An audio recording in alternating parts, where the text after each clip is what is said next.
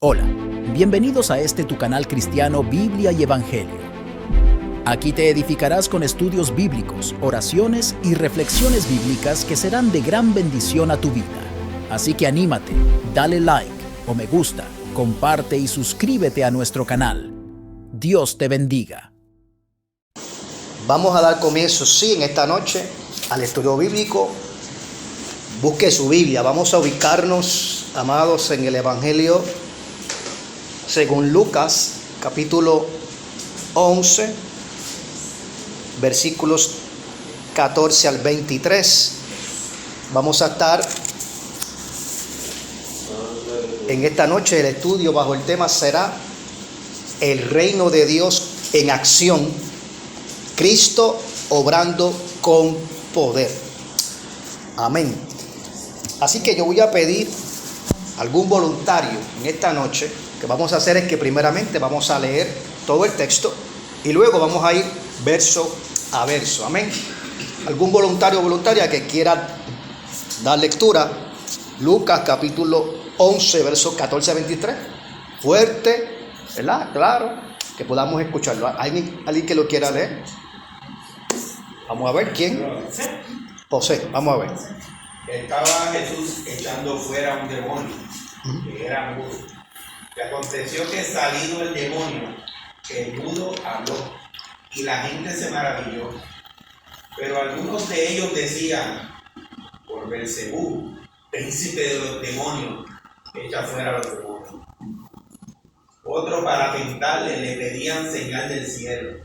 Mas él, conociendo los pensamientos de ellos, les dijo: todo reino dividido contra sí mismo es asolado, y una casa dividida contra sí misma cae. Y si también Satanás está dividido contra sí mismo, ¿cómo permanecerá su reino? Ya que decís que por Belzebú echo yo fuera los demonios. Pues si yo echo fuera los demonios por Belzebú, vuestros hijos, ¿por quién los echa?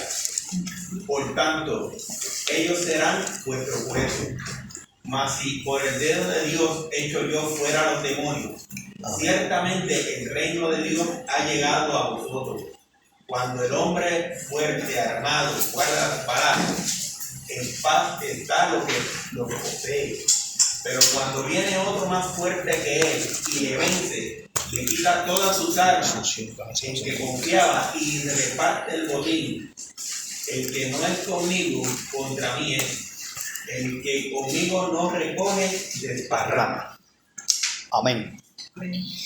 Mira, amado, en el Antiguo Testamento, también conocido como el Antiguo Pacto, vemos a los profetas del Señor. Ahí usted se va a encontrar a estos profetas haciendo distintos tipos de milagros. Ahí, por ejemplo, podemos mencionar el milagro de la harina y el aceite. El profeta Elías, eso usted lo encuentra en el primer libro de Reyes. Cuando usted vaya a algo que quizás, ¿verdad?, sería bueno que usted aprendiera, cuando nos referimos a la Biblia y hablamos de libros del Antiguo Testamento, debemos decir primer libro, segundo libro, no primera, porque no es una carta, no es una epístola. Ya cuando es una carta, una epístola, como Corintios, ¿verdad?, Tesalonicenses, pues decimos primera de Corintios, segundo. Pero cuando hablamos del Antiguo Testamento, si es un libro, decimos primer libro de Reyes, segundo libro de Reyes, solamente para que usted, ¿verdad? Así que vemos el ejemplo de Elías en ese primer libro de Reyes, en el capítulo 17, haciendo ese milagro de la harina y el aceite, multiplicando, ¿no?, la harina y el aceite, el milagro de la resurrección del niño tsunamita, el profeta Eliseo, cuando hay una resurrección de este niño que estaba muerto. Eso usted lo encuentra en el segundo libro de Reyes, capítulo 4, versos 32 al 36. Eso está en el papel que le di, no se preocupe, usted después en su casa lo tiene como información. Y un milagro que es muy conocido, que muchas veces lo hemos escuchado, el milagro que curó a Naamán, el general sirio, de la lepra. El profeta Eliseo, ¿verdad?, fue el instrumento que Dios usó para ese milagro. Eso usted lo encuentra en el segundo libro de Reyes, 5, 10 al 14. Sin embargo, cuando nosotros hablamos de Cristo, y Cristo significa ungido, Mesías, cuando hablamos de Él como Mesías, ¿no?, como el Rey ungido, y sus credenciales, vemos algo totalmente distinto. Entonces uno dice, ¿pero por qué? Bueno, porque Jesús tenía el poder de devolver la vista a los ciegos, de sanar a los cojos, limpiar a los leprosos. ¿Okay? Y se dice limpiar los leprosos porque esa enfermedad era vista como algo inmundo, y cuando se sanaba se declaraba limpio, no inmundo, ¿me entiendes? Por eso se dice limpiar leprosos. Es algo que a veces uno se pregunta, ¿pero por qué limpiar en vez de sanar? Pues porque la lepra era conocido como una enfermedad que contaminaba, ¿no? Se consideraba inmundo a la persona. Así que recapitulando, ¿no? Dijimos que Jesús daba vista a los ciegos, sanaba a los cojos, ¿verdad? La resurrección de muertos, o sea, él resucitaba muertos, eso está en Mateo 11:15. Le abrió los oídos a los sordos y a los mudos hizo hablar. Amén. Buenas noches, Dios bendiga. Eso usted lo va a encontrar, ¿verdad? En Marcos 1:34. Y hay algo interesante que Jesús, el echar fuera demonios, devolver la vista a los ciegos, hacer a los mudos hablar, al sordo escuchar, hacer que el cojo pueda caminar, todas estas cosas eran vistas como señales mesiánicas. ¿Ok? Que dice, por ejemplo, Isaías 35, 4 al 6. Ese texto dice así: decid a los de corazón apocado, no temáis. He aquí que vuestro Dios viene con retribución, con pago. Dios mismo vendrá y os salvará. Eso está poderoso. No otro, Dios mismo. ¿Y cómo sabemos que no se está refiriendo a una salvación de... Mucha gente puede leer eso. No, eso se refiere a salvar el pueblo de la esclavitud, ¿verdad? De Babilonia, de la esclavitud, ¿verdad? De los imperios que vendrían. Pero cuando tú lees el contexto, lo que sigue después, te das cuenta que la salvación en la cual ese Dios mismo va a venir y va a intervenir es diferente. Dice, cuando Dios venga y salve, mira lo que va a hacer. Entonces los ojos de los ciegos serán abiertos y los oídos de los sordos se abrirán. Entonces el cojo saltará como un ciervo y cantará la lengua del mudo, porque aguas serán cavadas en el desierto y torrentes en la soledad. ¿No te parece este cuadro describiendo lo que Cristo hizo en su ministerio, verdad? Así que realmente Isaías está profetizando 750 años antes del nacimiento de Cristo lo que Cristo haría, ¿no? Así que claramente vemos en estos textos cómo el profeta Isaías profetizó de las sanidades y milagros que el Mesías vendría a hacer, ¿verdad? La pregunta que hacemos es, ¿dónde dice la Biblia?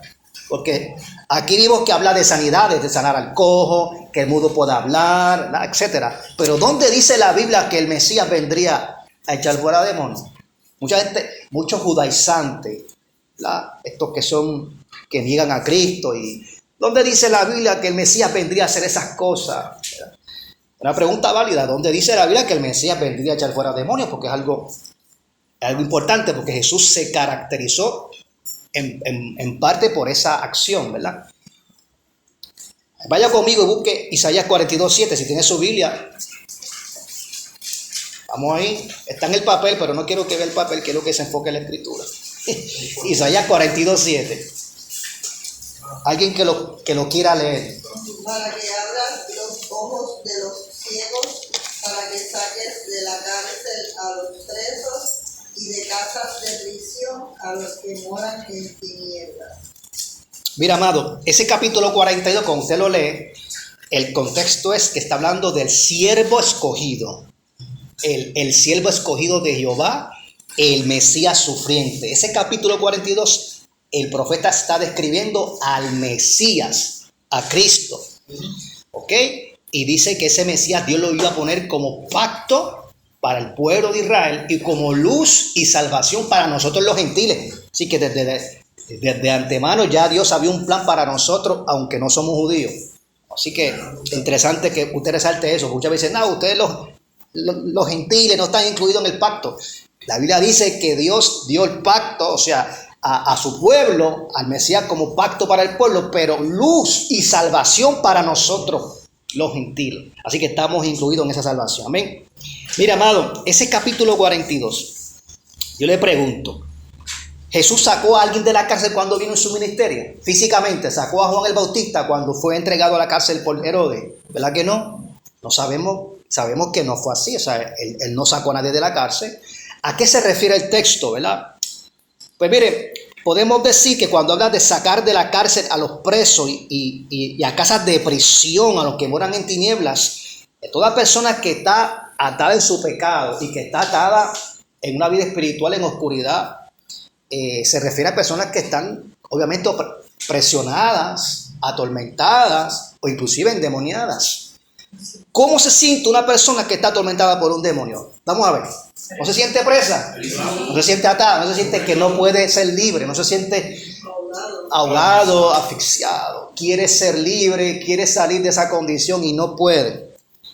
Así que dice el texto que el Mesías vendría, ¿no?, a liberar de cárceles espirituales. En una ocasión había un predicador que da testimonio, ¿verdad?, que cuando Dios comienza a usarlo en esto de la liberación, un señor lo manda a buscar a la casa porque la mujer estaba loca, desquiciada, rompió la silla, rompió la mesa, llevaba tiempo así. Él llega y cuando entra por la casa, ella le dice: yo soy Dios.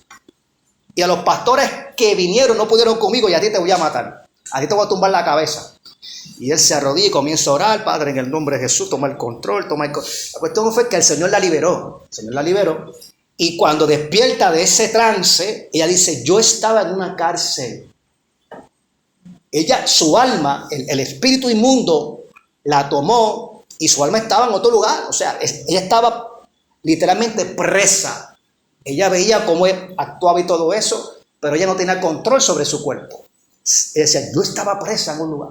Así que claramente yo no veo aquí cumplimiento como este. O sea, vino a sacar de la cárcel a los presos y de la casa de prisión a los que moran en tinieblas. Así que Cristo sí vino a liberar. La pregunta que nos hacemos en esta noche, amado: ¿hará falta la sanidad física, mental y espiritual en estos tiempos? Hace falta. Vamos entonces al versículo.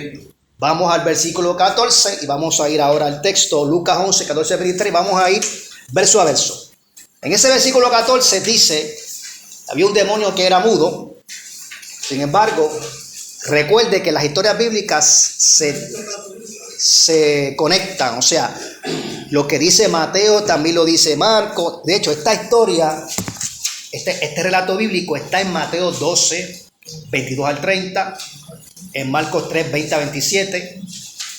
Creo que en el papel hay un error ahí del texto, pero esta historia bíblica está en Mateo, en Marcos y en Lucas. Se complementan. Así que Mateo dice que el demonio causaba ceguera y también mudez. ¿Okay? Lucas dice que solamente era mudo, pero Mateo dice era mudo y también causaba ceguera. Mateo y Marcos cuentan la misma historia, simplemente con contextos diferentes. Miren, no todas las enfermedades físicas, es claro que tenemos eso. Lucas 11, 14, 23. No todas las enfermedades físicas son causadas por demonios. Eso lo sabemos. Hay enfermedades físicas que simplemente vienen por ADN, por mala alimentación, porque usted no se cuida, etc.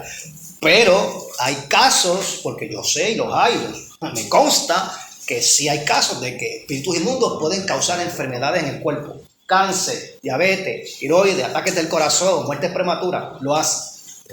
Amén. El versículo 11 de ese texto dice: pero algunos de ellos dijeron. En Mateo te dice que eran fariseos y Marcos te dice que eran escribas de Jerusalén. Dice, pero hay una contradicción. No, el fariseo es una secta, es un movimiento religioso político, y el escriba es un oficio, es el que escribía de abogado, secretario. Así que no hay contradicción ahí. habían escribas que eran fariseos. No hay problema con eso. Por eso es que usted tiene que tener, ¿verdad? Y no es llevar por estas personas que siempre buscan las 5 patas al gato, cuando realmente no hay contradicción.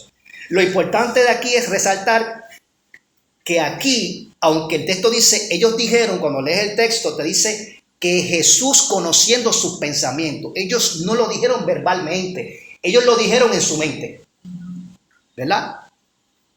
Ellos dijeron en su mente que Jesús echaba fuera espíritus inmundos por medio de Beelzebú. Ellos no lo verbalizaron, pero lo pensaron.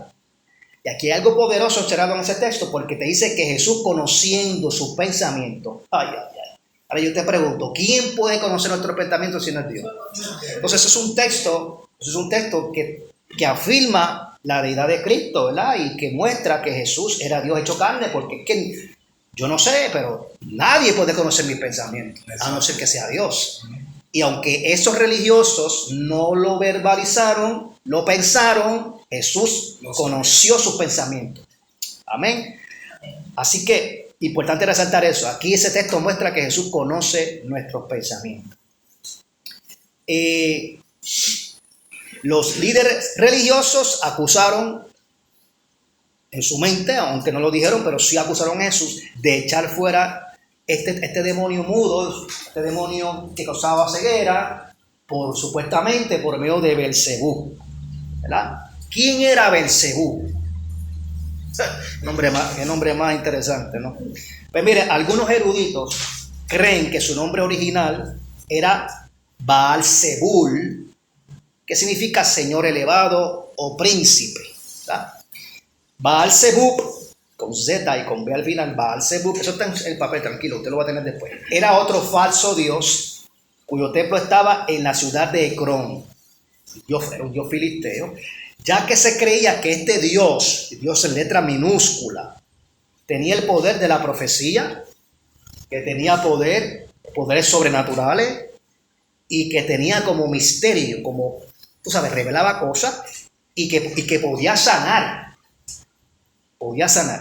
Y con el pasar del tiempo, supuestamente, los israelitas, dicen algunos eruditos, que por el desprecio que le tenían a este falso Dios, comenzaron a cambiar el nombre de una forma despectiva a Beelzebú, que significa señor de las moscas o señor del estiércol, porque supuestamente este Dios ahuyentaba los insectos portadores de enfermedad. Así que ellos cambiaron supuestamente el nombre de una forma burlona. El señor elevado, el señor príncipe, no, tú no eres Baal-Zebú, tú eres Beelzebú, señor de las moscas, señor del estiércol. En tiempos de Elías, el rey Ocosías consultó a este falso Dios. O sea, que este Dios que se menciona aquí, falso Dios, es un Dios del Antiguo Testamento. Y este rey consultó a este falso Dios para ver si sanaría de su enfermedad. Y esto motivó que el profeta, ¿verdad? El profeta Elías lo reprendiera. Eso está en segundo libro de Reyes, capítulo 1, verso 3. Segundo de Reyes 1.6, segundo libro de Reyes 1.16. En tiempo de Cristo, ese título, Beelzebú, era otro nombre para Satanás. Otro título para Satanás. Ahora, les voy a decir algo que no está en el estudio, que no está. Les voy a decir algo que quizás muchos, ¿verdad?, no me lo van a creer. Mire, esto del mundo espiritual es bien complejo. Esto de la guerra espiritual es sumamente complicado. Pero existe sí ese espíritu llamado Beelzebú, sí. Y los que han bregado con todas estas cosas y la gente que lleva años en este campo de liberación entienden que no es directamente el diablo, sino uno que trabaja con él, de la junta. Uno de la junta que él tiene una junta y uno de los principados es ese. Y ese tiene que ver con los vicios, con todo tipo de vicios. Es el principado que controla todo tipo de vicios. Sexo, droga, pornografía, cigarrillo, alcohol, apuesta. Es el que tiene que ver con eso. Es un detalle que se lo menciono para que reténgalo. Usted lo toma, lo deja, simplemente para que usted sepa, ¿verdad? Si escucha algo así, ya sabe de dónde proviene eso. Amén. En el versículo 16 dice que los líderes religiosos, ¿verdad?, eran incrédulos y dicen que querían señal del cielo. Y yo le pregunto, ¿acaso estaban pidiendo a Jesús que hiciera como el profeta Elías, que bajara fuego del cielo? Porque eso es literalmente lo que está pidiendo. Danos señal del cielo. ¿Sabes? Porque están viendo a Jesús haciendo un milagro, una liberación. Están pensando en su mente, este tipo está endemoniado y está yendo fuera ese espíritu por medio de Beelzebú. Y le están pidiendo a Jesús, danos una señal del cielo de que tú eres el Mesías. Wow. Estaban pidiendo literalmente que bajara fuego del cielo como Elías. Están pidiendo una señal, algo visible para que ellos pudieran creer. Entonces, ¿qué más señal delante de sus ojos que la liberación que acababa de ocurrir frente a sus ojos? Porque no lo pueden negar. Están viendo un hombre que está siendo sacudido en ese momento. Ese espíritu lo toma y el Señor lo sana, lo libera. Entonces, ¿qué más señal quieren del milagro que acaba de ocurrir delante de ellos? ¿No? Es una cosa que uno dice, wow, hasta donde llega la dureza del corazón de la religión. La religión endurece el corazón. O sea, la religión te aparta de Dios. De hecho, la palabra religión viene de religar, que tiene que ver con ligar, con tratar de ligarse a Dios, cuando es lo contrario. En el Evangelio, Dios es quien se acerca al ser humano en Cristo. Dios mismo es quien desciende a salvarnos. Y la religión es el intento del hombre de tratar de ligarse a Dios por sus esfuerzos, y vamos a fracasar. Siempre que lo hagamos con nuestra fuerza, vamos a fracasar. Esa es la diferencia del Evangelio y de la religiosidad. Amén. Mire, amado. Así que, ¿qué más señal querían ellos? Mire, hay un detalle importante, es que usted puede buscar en su Biblia, puede darle para atrás a los profetas del Antiguo Testamento y buscar en toda su Biblia, y usted no va a encontrar a ninguno de los profetas del Antiguo Testamento realizando liberación de demonios. No lo va a encontrar. Número uno, porque no es algo que está revelado muy claro en la Biblia. Solamente se menciona cuando Saúl era atormentado por un demonio y David, tocando el arpa, ese espíritu lo soltaba, ¿verdad? Pero no es algo que está revelado de una forma clara ahí. O sea que no vemos a ningún profeta haciendo lo que Jesús estaba haciendo en el tiempo del Nuevo Testamento. Así que esos profetas realizaron milagros con la naturaleza, ¿verdad? Dejó de llover, cayó fuego del cielo, ¿ves? Pero ninguno de ellos echó fuera demonios. Ninguno. Este acto fue reservado como evidencia de que el Mesías había llegado.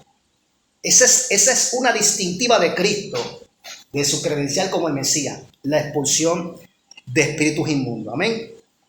Así que podemos decir que Jesús superó por mucho los milagros del Antiguo Testamento por medio de echar fuera espíritus inmundos.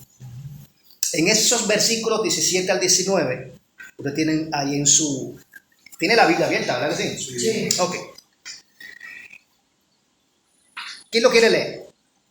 Vamos a ver. 17.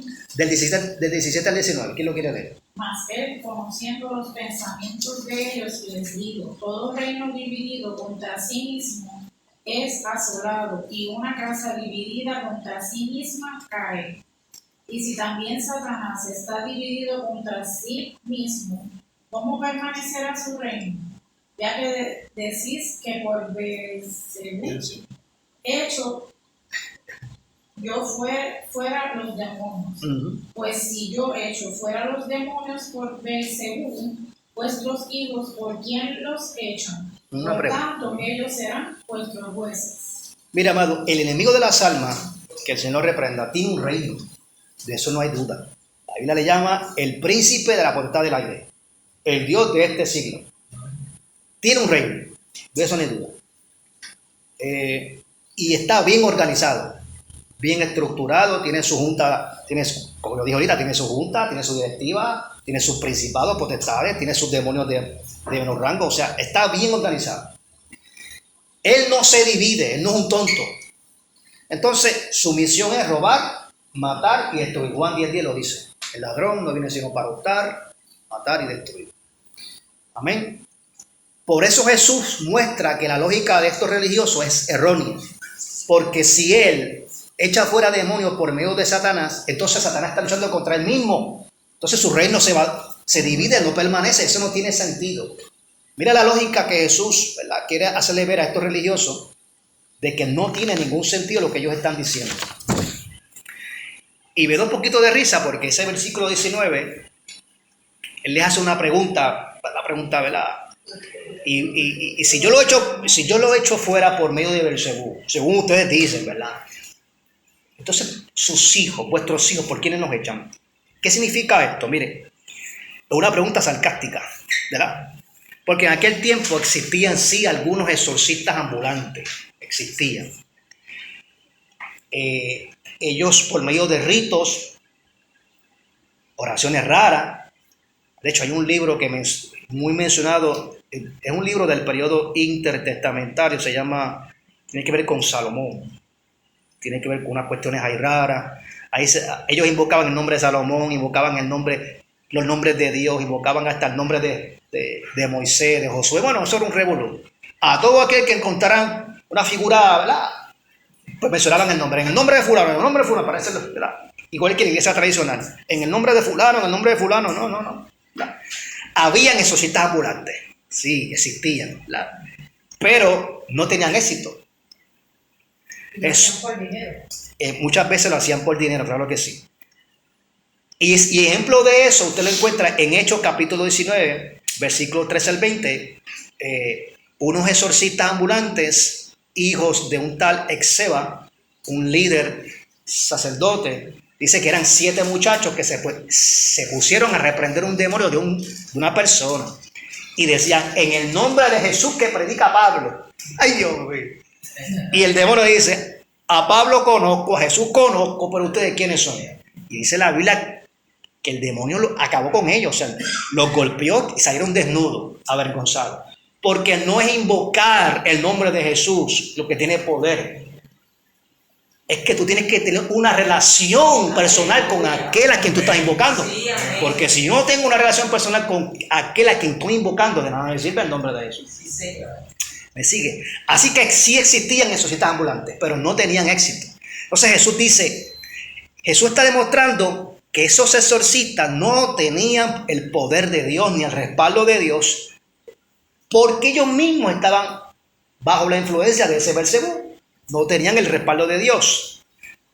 Pero Jesús sí podía. ¿Por qué? Porque tenía todo el poder y toda la autoridad del cielo. Y no estaba bajo la influencia de Beelzebú. Miren la diferencia. Y vuestros hijos, porque es sarcástico, y vuestros hijos, ¿por qué no? Porque no podían. Sus hijos no pueden porque están bajo la influencia de Beelzebú. Pero yo puedo y hay liberación porque yo tengo poder. No estoy bajo la influencia de Beelzebú. ¿Se me están entendiendo la dinámica que hay aquí? Versículo 20, ¿quién lo quiere leer? Mas si por el dedo de Dios echo yo fuera los demonios, ciertamente el reino de Dios ha llegado a vosotros. Amén. Si Jesús escuche bien, esto está poderoso. Si Jesús expulsa a los demonios por el poder de Dios, el dedo de Dios significa eso. Es una metáfora de decir el poder de Dios. Imagínate un ser tan grande, con el dedito nos hace así, nos borra el mapa. Es una forma de decir el dedo de Dios, el poder de Dios. Entonces, eso significa, si Jesús lo está haciendo por el poder de Dios, por el dedo de Dios, eso significa que Él es el Mesías esperado. Y que el reino de Dios ha llegado con poder. Por eso el tema de este estudio es el reino de Dios, en acción, con poder, ¿verdad?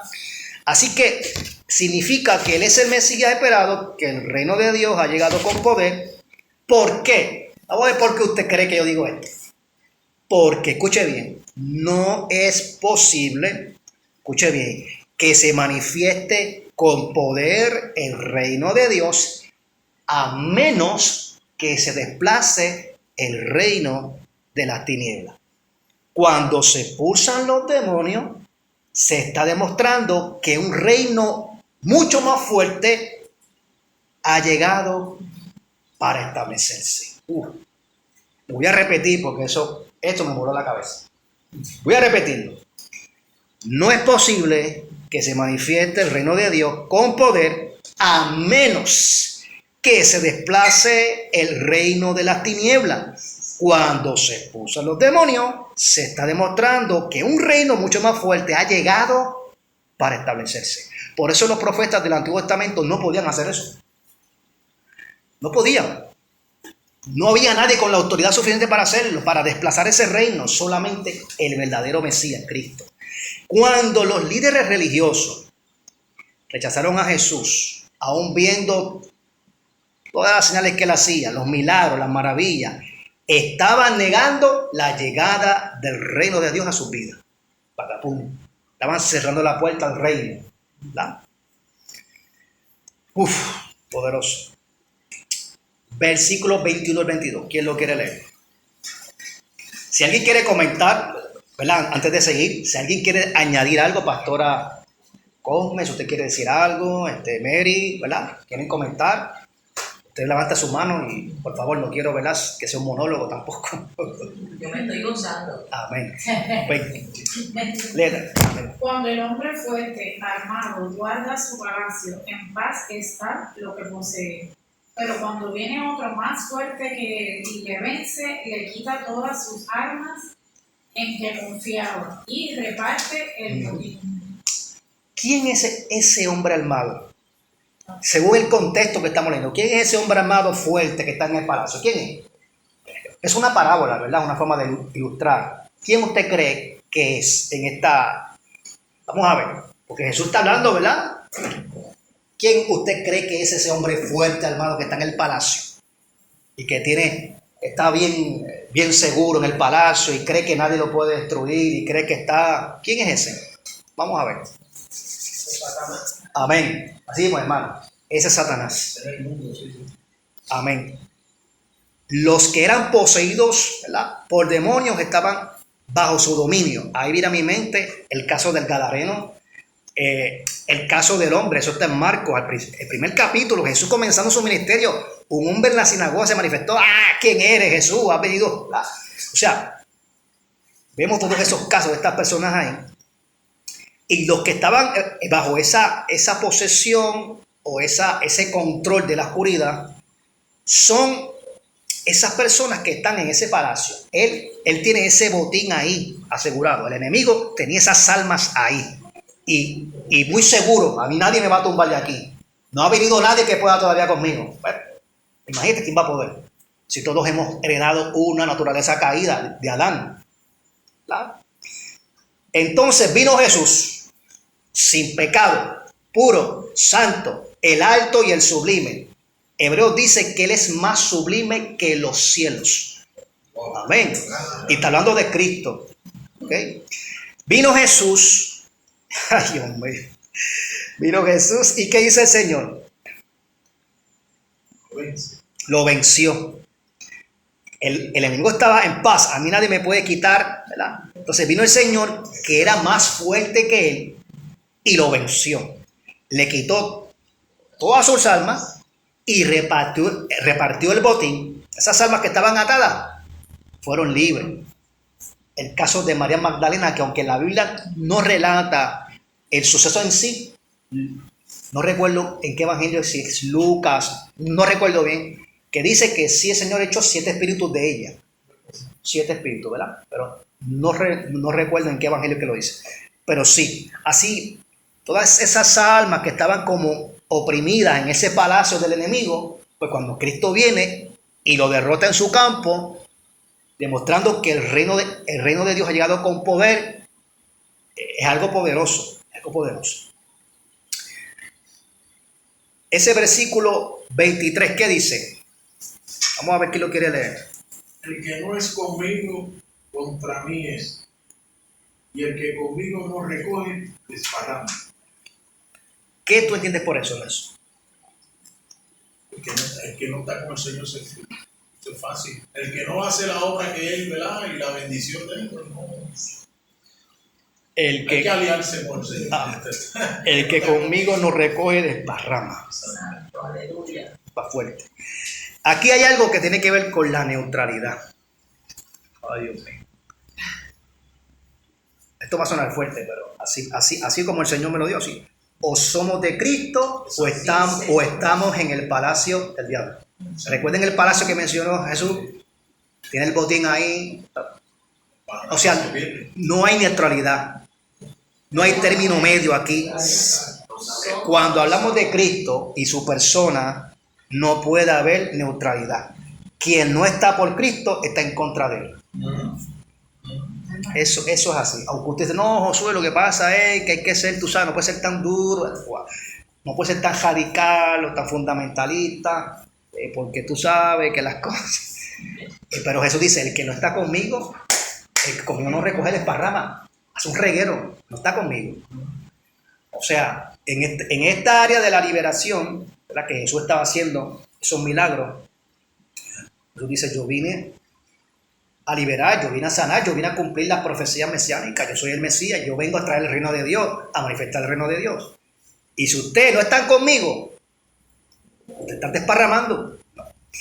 Miren qué interesante que en este evangelio de Lucas no lo dicen, pero en Mateo y en Marcos dice que todo pecado le será perdonado, aun si fuera contra el Hijo del Hombre, que es Cristo. Pero el que blasfemare contra el Espíritu Santo no tiene perdón ni en este siglo ni en el venidero. O sea, les pregunto, ¿qué ustedes en este contexto, porque el contexto es este, echas fuera demonios por el Belcebú, en ese contexto, ¿qué ustedes entienden que quiere decir eso de blasfemar al Espíritu Santo? En ese contexto, vamos a ver, ¿qué ustedes entienden que es la blasfemia del Espíritu Santo? Alguien que me pueda decir que usted entiende por eso. Hay gente que me ha preguntado, una vez yo tengo un canal de YouTube y una vez alguien me escribió, yo creo que yo blasfemé el Espíritu Santo. ¿No? Atribuir al demonio lo que es de Dios. Mire, una forma de poderlo definir, vamos, ¿cómo lo puedo decir? Espíritu Santo, ayúdame aquí. La blasfemia contra el Espíritu Santo es, que fue lo que hicieron los fariseos, es resistir continuamente el poder y el testimonio del Espíritu Santo hasta llegar al extremo de atribuirle las obras de Dios al diablo. Eso es blasfema. Es un endurecimiento constante de tú negar ese testimonio del Espíritu Santo, ese convencimiento que trae para que uno se convierta, se salve, ¿verdad? Y llegar al extremo de atribuirle las obras de Dios al diablo. Eso es blasfemar contra el Espíritu Santo. Los fariseos hicieron eso, sí. Ellos tenían la evidencia bíblica, y tenían los profetas, tenían la escritura, ellos podían investigar si el Mesías haría estas cosas que Cristo estaba haciendo, y aún teniendo toda esa evidencia, decidieron endurecerse. Bueno, lamentablemente. Así que eso es blasfemar contra el Espíritu Santo. Así que Jesús estaba manifestando ese reino en ese ministerio terrenal, y los suyos, es decir, su nación, ¿verdad? Su nación, o sea, los de su misma raza, ¿verdad? La gran inmensa mayoría no lo recibieron. ¿Ok? La pregunta de reflexión que hacemos en esta noche: ¿hará falta la manifestación del poder de Dios en estos tiempos, ahora, siglo XXI? Conversión, transformación, sanidad, liberación, ¿hará falta eso? Sí, definitivo. ¿Todavía la gente necesita ser sana? ¡Ay, Dios mío! Ser liberada. Segunda pregunta que para usted, una pregunta que usted puede hacerse: ¿has experimentado la manifestación del poder de Dios en tu vida? Amén. Amén. Claro que sí. Cuando nos salvó, cuando nos liberó, Amén. cuando nos Por eso estamos aquí. Por eso estamos aquí, porque somos agradecidos de lo que Dios ha hecho con nosotros. Aquí llegamos al final de este estudio bíblico. Será entonces hasta una próxima ocasión, si Dios así lo permite. Bendiciones.